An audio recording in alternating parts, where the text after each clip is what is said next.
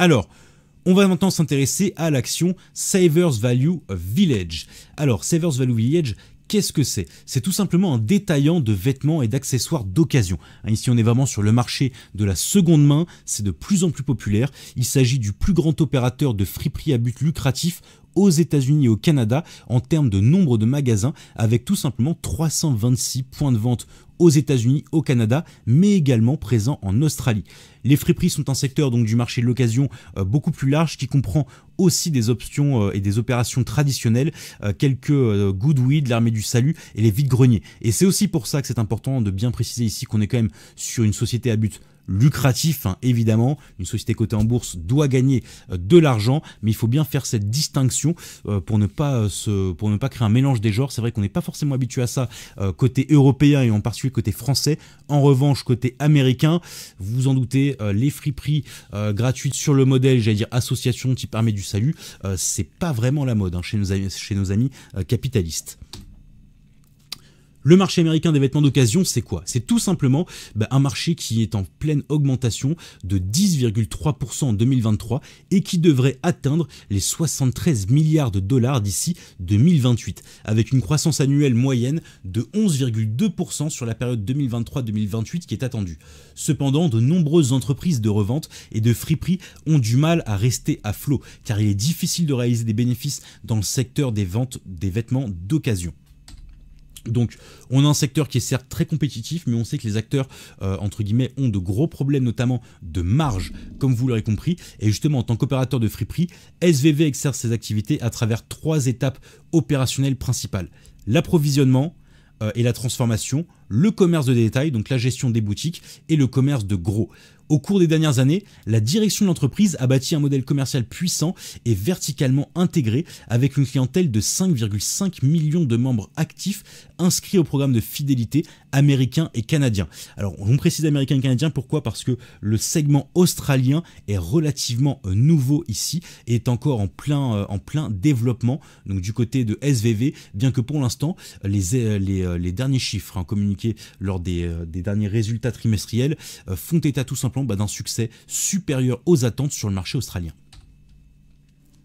Les magasins SVV proposent également une large sélection d'articles de qualité parmi les vêtements, les articles pour la maison, des livres, des articles j'allais dire plus divers, avec un prix au détail unitaire moyen d'environ 5 $. En 2023, plus de 35 000 articles étaient commercialisés dans les magasins chaque semaine.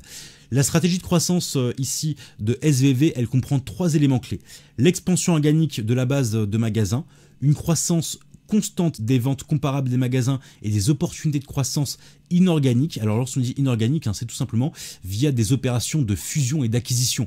On en parlait tout à l'heure, on est dans un marché très concurrentiel où on a surtout beaucoup d'acteurs, certes ils sont nombreux, mais beaucoup qui ont du mal à se maintenir à flot et à réaliser ici un chiffre d'affaires, plutôt des bénéfices qui leur permettent de se maintenir à flot. Donc l'objectif, c'est tout simplement de racheter ces concurrents peu chers lorsqu'ils font faillite. Et c'est comme ça d'ailleurs que SVV a pu se tisser un réseau comprenant autant de magasins en aussi peu de temps.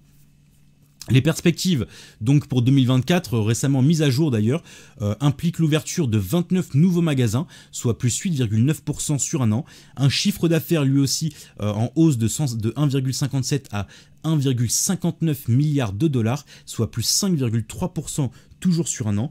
Et enfin on termine avec un bénéfice net lui en très forte hausse, qui devrait passer de 85 à 92 millions de dollars, soit une augmentation de plus de 65% sur un an.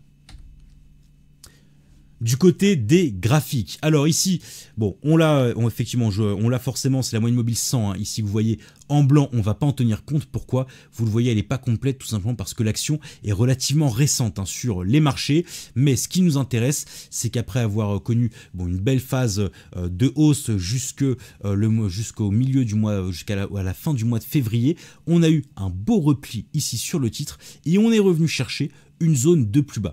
Ici, on a buté sur le niveau des 12 $ l'action. On a d'ores et déjà commencé à rebondir. Et là, ce qui m'intéresse, c'est que avec une stratégie aussi agressive, mais pour l'instant qui paye aussi bien, on a beaucoup de place justement pour se préparer à rebondir. Mais Et ça, j'insiste là-dessus, c'est également le problème de ce type de valeur, et c'est pour ça que rentrer maintenant, ça me paraît pertinent. On est en réalité sur des valeurs cycliques. C'est-à-dire que vous pouvez être sûr, effectivement, que lorsqu'on a un marché comme en ce moment, qui connaît le plein emploi, avec un taux de chômage historiquement bas aux États-Unis, avec des salaires moyens qui continuent d'augmenter chaque semaine, mécaniquement, ici, ça limite aussi le potentiel de développement et la clientèle des friperies sur le marché nord-américain. Mais et ça, on est déjà dans l'anticipation ici, et c'est ce qui m'intéresse, vous le comprendrez, c'est pour ça qu'on ira chercher cette opportunité sur un horizon de temps de 12 mois, sur un an, c'est que lorsque l'on aura la baisse des taux aux États-Unis du côté de la Fed, on sait que le premier marché qui va ralentir, ce sera justement le marché de l'emploi. Or, que font les gens lorsque, tout simplement, ils perdent leur emploi? Ils augmentent leur fréquentation et leur consommation dans les friperies.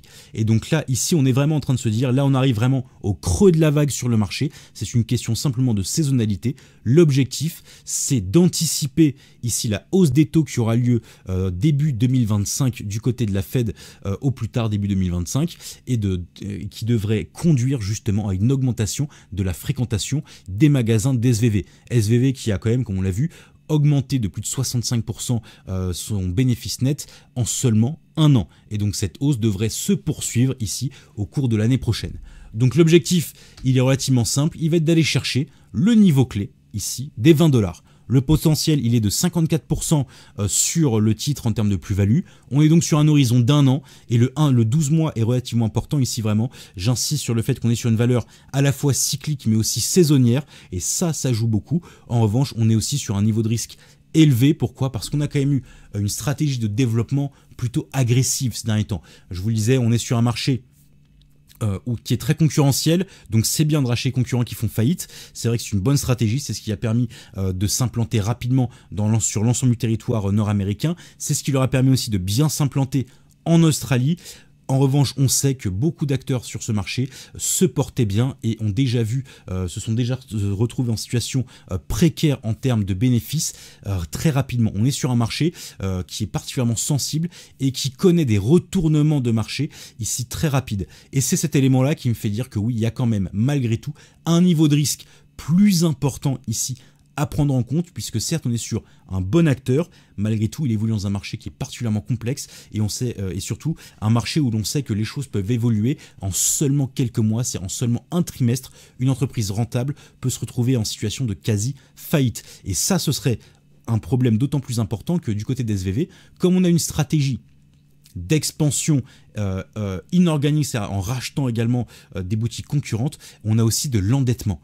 Donc si on a un ralentissement brutal des rentrées d'argent, l'endettement, qui pour l'instant n'est pas inquiétant, pourrait rapidement devenir problématique. D'où le fait qu'on est quand même sur un niveau de risque élevé, mais c'est normal. Pourquoi? On va chercher un potentiel de plus de 50% et on n'a rien sans rien. Si on va aller chercher de gros potentiels, il faut prendre du risque. Simplement ici, on est quand même sur un risque mesuré, on a de bons arguments et évidemment, il faudra savoir sortir à temps si jamais ici la situation se retourne et que on voit bien que le cours de l'action ne va pas chercher l'objectif. Dans ce cas-là, on sortira rapidement et tant pis, on passera tout simplement à une autre opportunité.